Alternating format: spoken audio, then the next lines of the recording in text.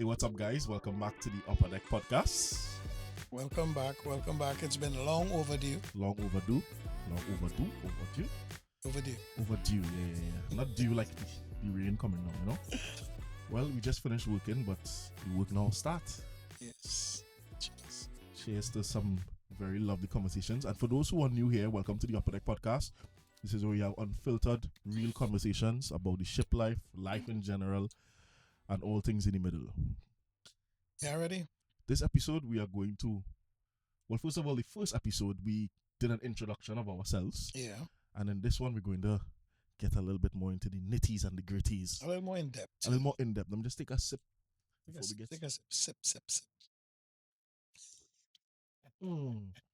Yes, I'm going to need that because I'm sure Sterling is coming with some fire. No, not really. Not really? Not really. All right, so who would like to get started? Well, let me start episode? first, huh? Yes, you're the big boss. Let's get it started with you. All right. So my first question I want to ask is, what was the darkest moment in your journey as a drummer? The one time you seriously thought about walking away from music? Ooh, they start real deep, boy. You're going down in the well and you pull out that question from the depths of hell. But all right, no problem. So what was the darkest moment in my journey as a drummer? Mm-hmm. And what was the end of it? Yeah, so the darkest moment in your journey as a drummer, the one time you seriously thought about walking away from everything. All right, that's a good one. So Walking away from music. that's a good one because the backstory on this, I'm going to call some names and don't get vexed. It is what it is, So my darkest moment as a drummer, I've had a few, to be honest. All right. Because when I started, I was not the best drummer. Okay. Obviously, when you start something, you have to be willing to be bad at it to get to the good part of it, right? Mm-hmm. But I feel I was so confident in myself that I would be able to be good that I kind of jumped the ball. But we will get back to that. So okay. I started playing drums. At first, I was actually a steel panist, right? And everyone knew me as a steel drummer. Mm-hmm. They didn't know me as a drum set player. Mm-hmm.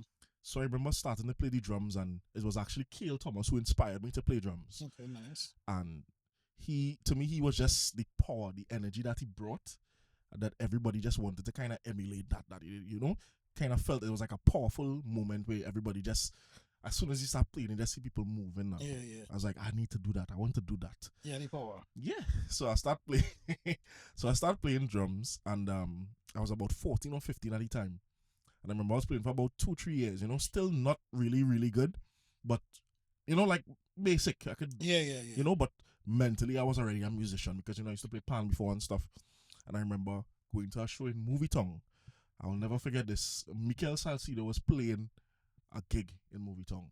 Mm-hmm. And we wasn't so good yet. Mikel, when you see this, don't worry, everybody didn't even remember.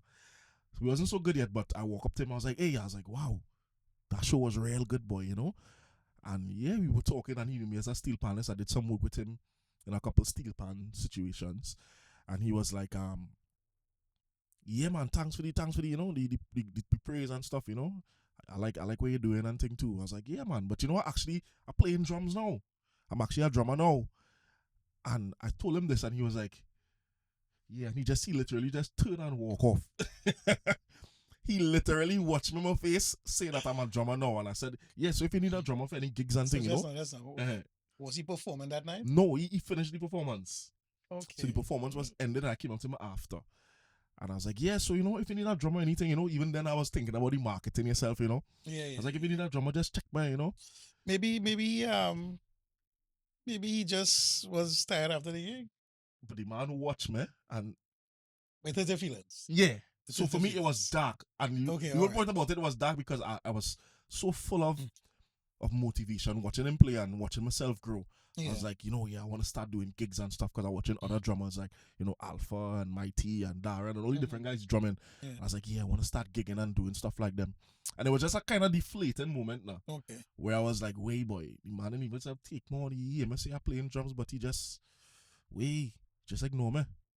So yeah, that was one of the darker moments because it made me want to not be so how do I say it? Be so upfront about it, and make me want to kind of build the gift but keep it very quiet. But for me, when you get a gift from God, it's for you to use it and to bring joyfulness out of it now. So I was so exuberant about it, just wanted to tell everybody, yeah, playing drums and stuff. And then that reaction of him just ignoring me in that moment. And of course, it have so many factors going on. Yeah. But for me, as a young drummer coming up, it was like, wait, boy, I So like that. what I want to ask, Mm-hmm. listen to everything you say. Of course, tell me. Um,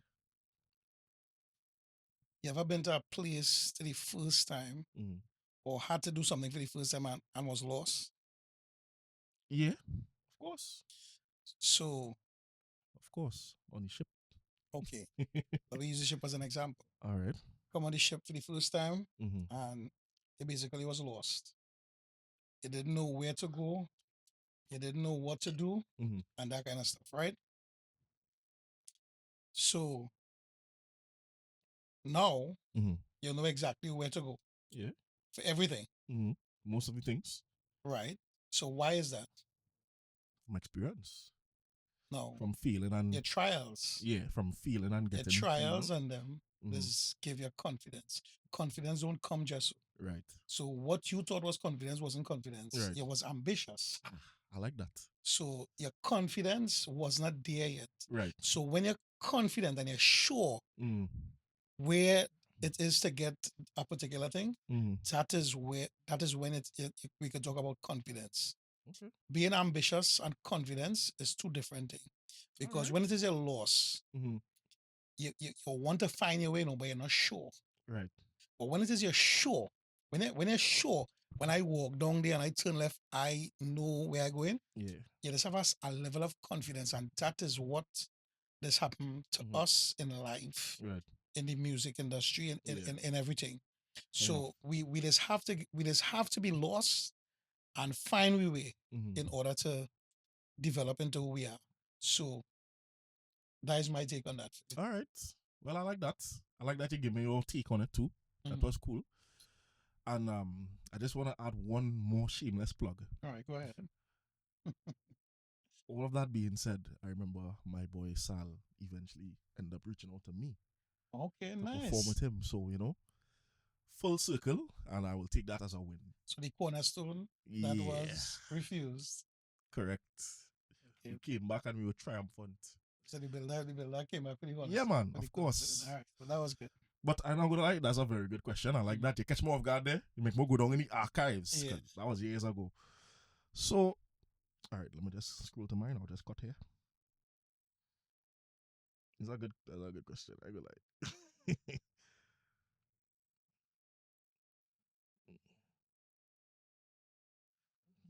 I have about 18 questions, but let me see if I can match yours.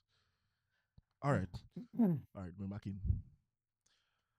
So I have a question for you. All right, go ahead. Right? And it don't have to be just the ship, just it could be anything. But it could be anything. What is a lesson that you could have learned the easy way, but you ended up having to learn it the hard way? One lesson. A lesson I had to learn Mm-hmm. easy way. No, a lesson that you learned the hard way, but you could have learned it the easy way. So it's a lesson that a very hard lesson, it hit you hard. But there was an easy way for you to get around it, but you didn't see it at the time, maybe, or maybe you was young, too much, young energy, and you say, yeah, I do would it my say, way. I would say life. Life in general. I would say life in general because Mm. my whole life, where I came from, Mhm. my mentality, everything was a little different. So I had to Mm. relearn everything that I'm doing, rethink everything that I'm doing because where I came from, I would deal with things very rough, Mm. and I had to dial back Right. and deal with things a certain way. Okay. And I would always tell you when we talking sometimes it have things in life that you can't come back from. Yeah, that is one saying you always say, and it resonates. Certain things you can't come back from. So It have things in life you cannot come back from. So making mistakes is good, but to have some mistakes that could cost you everything. right. So you need to be very, very careful Mm-hmm. with the kind of mistakes that they're making in the life that you live in. All right, I like that. Very generic, but very on the point too. To have some things in this life you just really can't come back from, and that could be in anything. So it don't have to be a specific situation. All right, my question. Yes, now is your time for your question. I think that was a very good point. Let me see what you have in store for All me right, now. so here's my question. All right. Some people might know, but this is my question, so now you would know. How did your injury, your broken arm, change the way you saw yourself, not just as a drummer, but as a man? I know this question was coming, and I was hoping you would not bring this up because I cannot lie. I will have to be honest. Right? When I broke my arm, that was what, 2 years ago now, almost 2 years. Yeah, almost 2 years ago. Yeah, that was probably the most dark moment of my life, Mm-hmm. and it's funny because literally seconds up till I broke my arm, I felt like I was in the best moments of my life. Like I felt powerful. I felt on top of the world. I felt untouchable. I'm traveling. I'm seeing people. But we just had a great set in the piazza. Yeah. Literally had an amazing set. We blew up the place. Yeah. And then, I went out, I went to the gym. I say, yeah, looking good, improving. The boys and them say, yeah, we go and do something, ting. I say, yeah, man, no problem. I felt untouchable. I feel like I could have conquered everything. Yeah. And when I broke my arm, it was the most humbling experience for me because it showed me, people always say life does change in the blink of an eye. That was my moment. Mm-hmm. And I feel like if I get in a little bit more in depth in it, that was kind of like a Job moment too, because it's like, okay, Yeah. God give you everything that you possibly could have asked for. And it wasn't like I was ungrateful, but I feel like I started to lose sight of why he gave it to me. Yeah. In terms of like, it wasn't just for self-praise, it was to use the opportunity to do good and, grow. And it's a whole, for me, it's like a whole generational thing for me. It's not just me getting this opportunity. And I started to, I wouldn't say I started to get cocky or arrogant, but I lost sight of what it is I was supposed to be doing. Okay. And that brought me back to a place of humbleness now, where it's like, Mhm. I'm home, recovering from an injury. I can't move my hand. I don't know if I will be able to play ever again. Things like that. For the record, guys, this guy played drums with one hand. One hand. Oh, it takes a clip here. Everything he played with one hand. The music manager was Eric Burke, Yeah, Eric. Shout out to Eric. and Eric was like, he has to be an animal. What is going on here? You know what I mean? And he played with one hand, gosh. and I don't know if I've told you this before, but I was very proud of you the way you handled the situation. Mm, I was disappointed, not disappointed in you, yeah. but disappointed in the situation, because what happened on that contract too, we really wanted to get the Sun Princess. Yeah, I remember that. And when you broke your arm, I was like, boy, that is it. We ain't getting it for sure. We're not getting the Sun Princess. Because you broke your arm, and I must say respect to Nimoy. Yeah, big up Nimoy. Yeah, Nimoy came in and held Nimoy it down. is a shutter. I had to get somebody who could have just come in and sit in with the band. Yeah, Nimoy did well, man. And but we have a chemistry musically, Mm, and I was missing that. And I always say every disappointment bring a appointment. yeah. And when you broke the arm, I went down in a hole, Mm-hmm. but I tell myself, I say, you know what?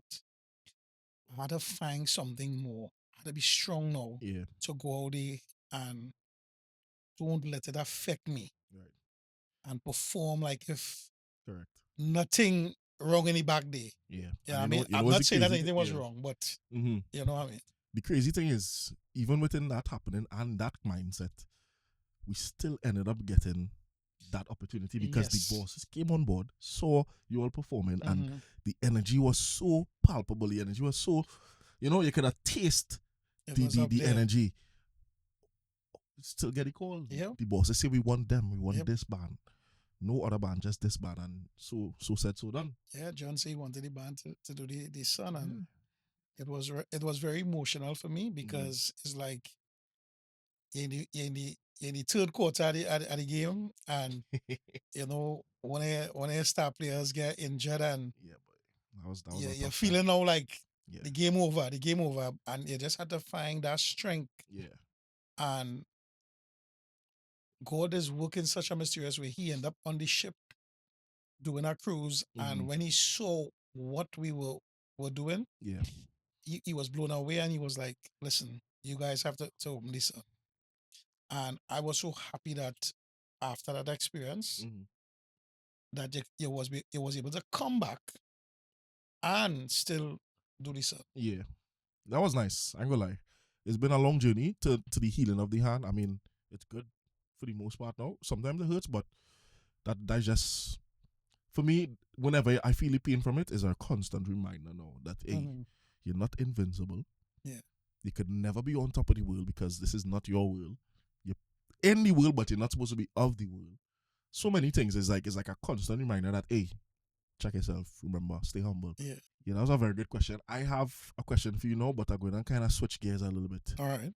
This one might be a little bit more hot, a little bit more spicy.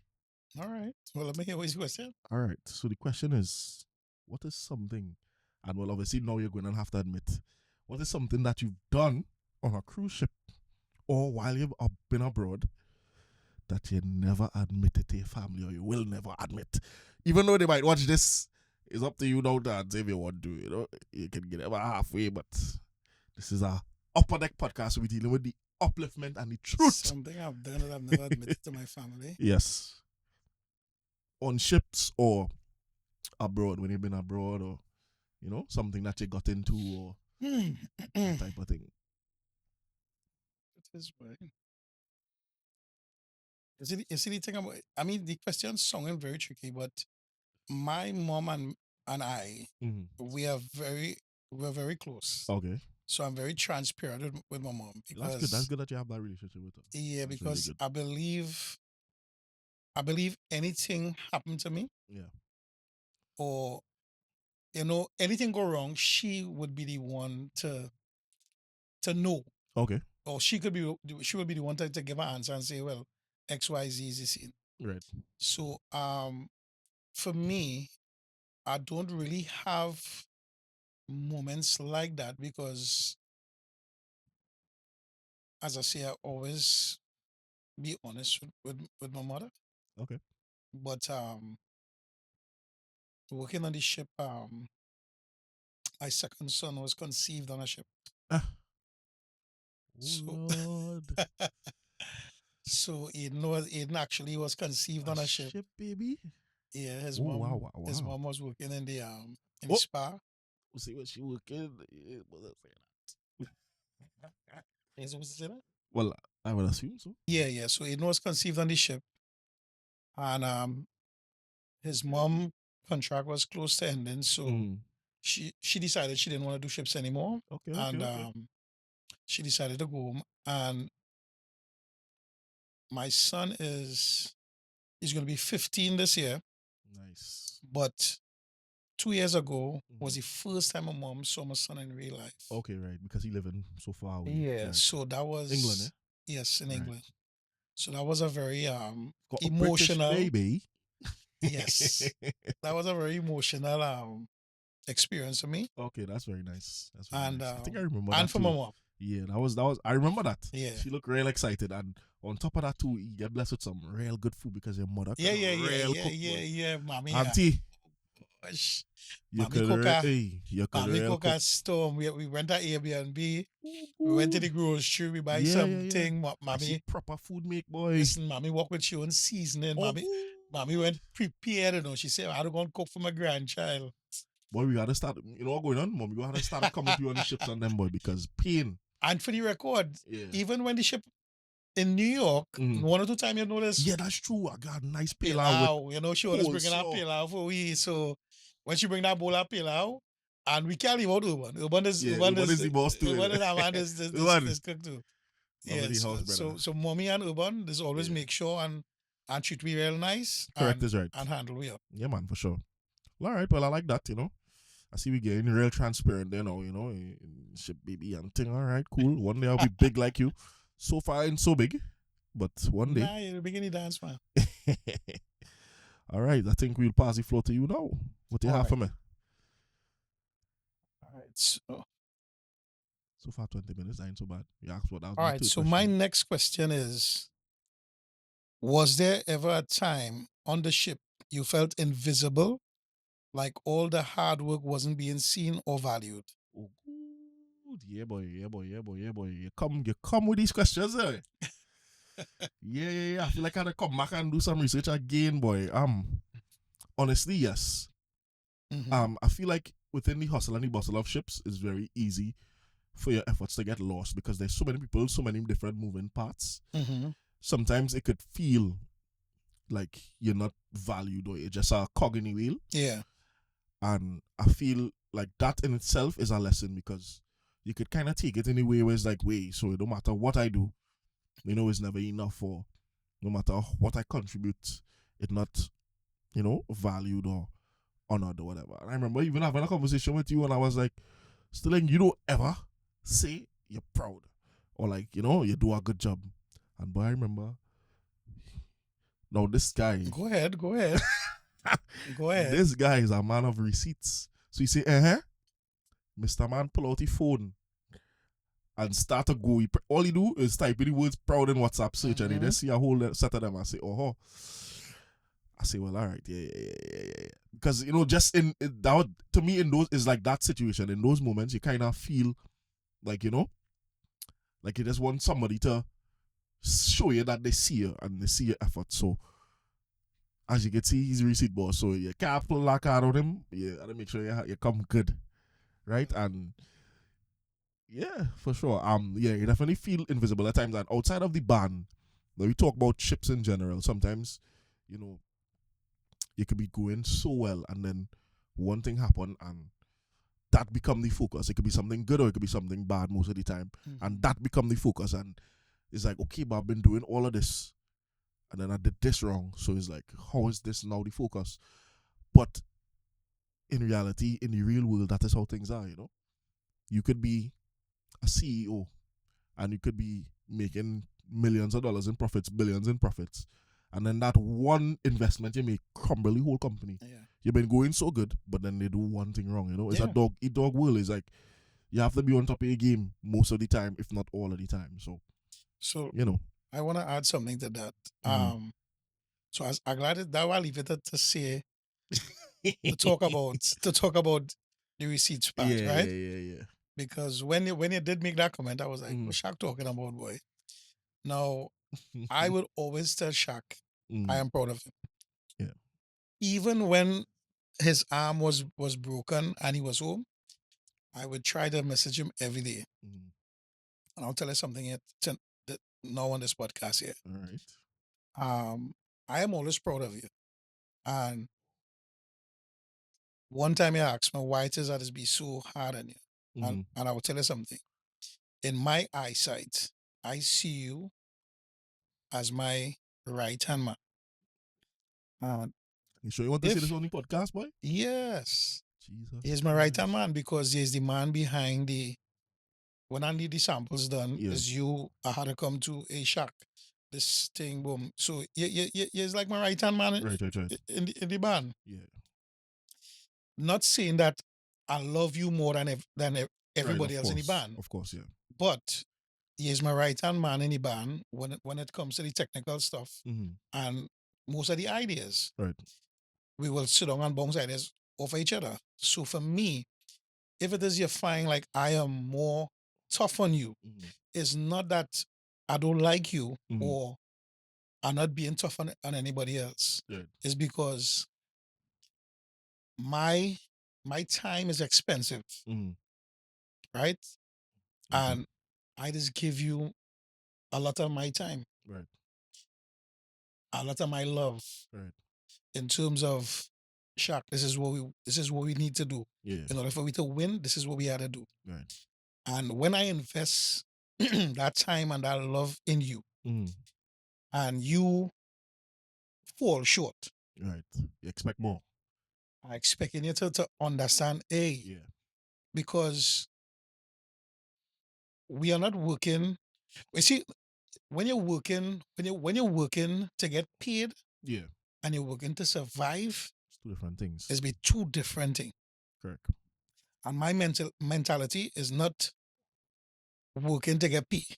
My mentality is working to survive Okay. because I have people depending on me. My son is dependent on me, my family, so Right. I want to survive. And the Correct. only way to survive is to win, Right. right? So I can't afford to lose. Fair enough. Not fair enough. I So understand. so when it is, and for me, I always say if I have to lose, let me lose on my term. Correct. Not Of because somebody else. not because of lackadaisical Yeah. Yeah. Yeah. Yeah. behaviors. Yeah. Yeah. You Yeah. understand? So me being tough is Mm. not because I don't like you Yeah. or I've X with you or something like that. It's because I want you to be better. Okay. I mean that's very understandable, you know, and it's like a tough love basically. It's not that you don't love, but it's tough it, you know, and Yes. sometimes that's necessary, you know. Mm-hmm. So I appreciate you sharing that. One love, of course. As you know, I am part of this band not just to play drums, you know. Yes. Wherever I go, I try to put my foot in it and make it better. Make sure I leave it in a better state than I found it, you know. Yeah. So Mm-hmm. I appreciate you and I appreciate that comment. And yeah. He talking about something in particular too now, but we gonna say that on the podcast. But that's good. Actually, I don't even need to go to my notes for this next question. Just based off of that, it sounds like you're very passionate about winning, Mm-hmm. and I'm sure that is because yes, you're a winner and you love to be on top. But what about a situation where you was not on top? Because I feel like to be a good winner, you have to be a good loser. Yes. So, what was a situation where you realize, okay, I lost here, or like I'm losing here, but you had to take it on the chin and keep moving. Like you had to understand that maybe it wasn't up to scratch, or maybe certain factors came to be, and you wasn't able to hit the mark. What was a situation like that you learned from as well? From the beginning. Mm. From the beginning of my career. Okay. Everything that I touch, I wasn't I wasn't self-made. I mean I wasn't just good. Mm. I was self-made. I had to work hard Right. in order to be where I am. Yes. And you might not be the most gifted person in the room, but if it is your work ethic is on point, Mm-hmm. trust me, you will succeed. And I Yeah. always tell everyone, your attitude determines your altitude. Correct. So my attitude towards failure Mm.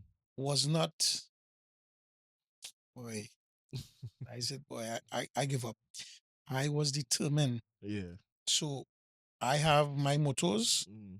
I call it the 3Ds to be successful. All right. Three The, Ds. the first D is discipline. All right. And this goes for anything, whether it's music or your normal job. Mm. This is the 3Ds you need to have. Discipline, and the first D. Determination, I like that one. and you must have dedication. Dedication. I thought you was going to say must be disrespectful, but nah, dedication song better. I like that one You better. must have discipline. Let me just look at the scenario when Yeah. being on the ship. Yeah. On the ship, it's not like Trinidad when they say you're performing for 9 o'clock. Mm-hmm. And in Trinidad, the band start 9:30, Yeah. True. quarter to 10. Yeah. You know on the ship. Song man now setting up 9 Yeah. o'clock. On the ship Yeah, it's not like is that. pure discipline. 9 o'clock It's is 8:45. 9 o'clock. We have 8:45. You have to be on stage ready to start on the button. Correct is right. So you have I had to gain that discipline Yeah.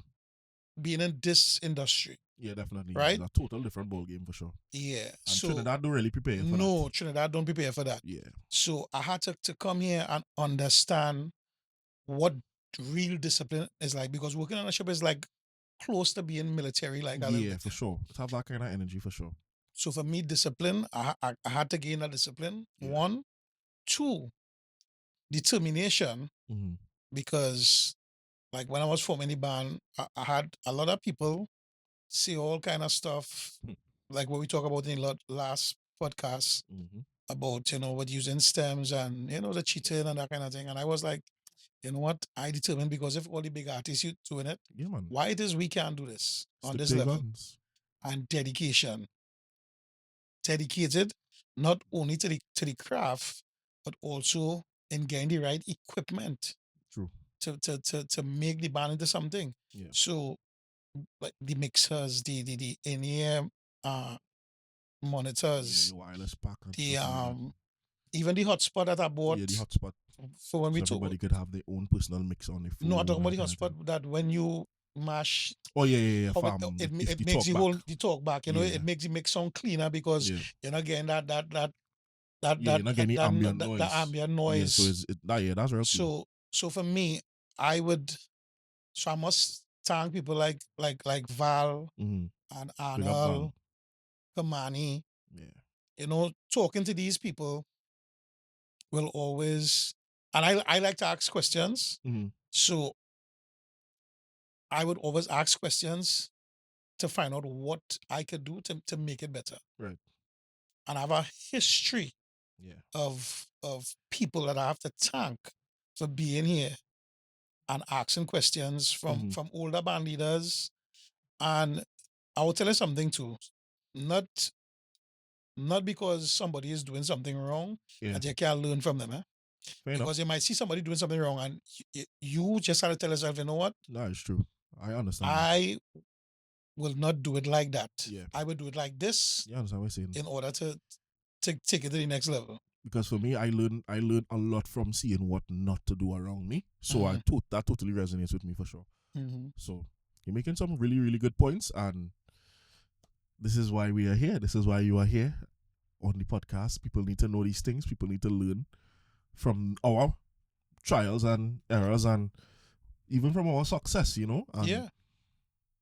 it's something that people shun sometimes. Like it's like you don't like talking about yourself because it might come across as arrogant, or if you're talking about your successes, sometimes you get so accustomed to talking about things with only your close friends because you don't want to come across as you're gloating or showing off. But Yeah.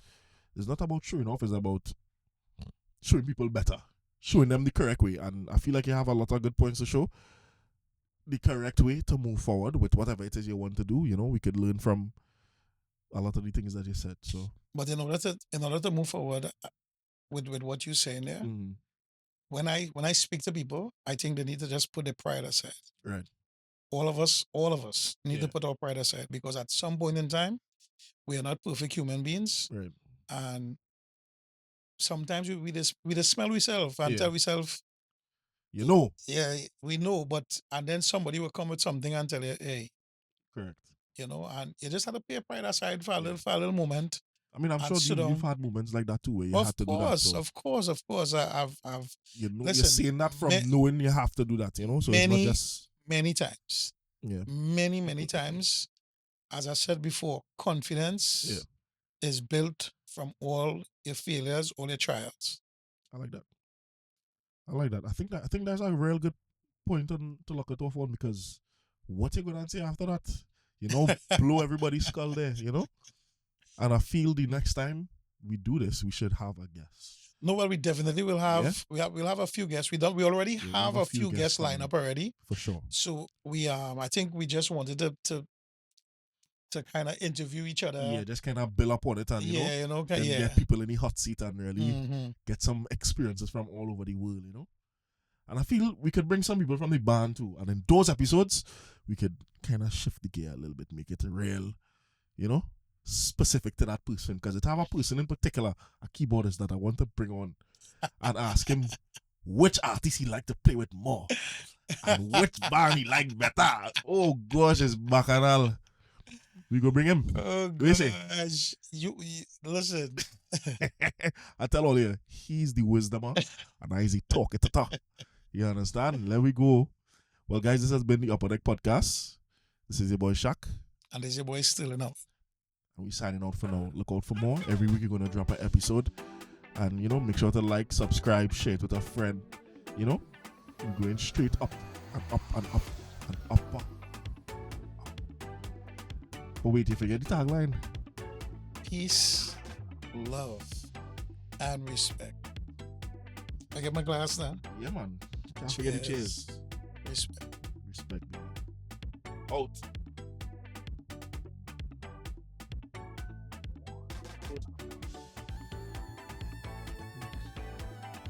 Good fucking gas.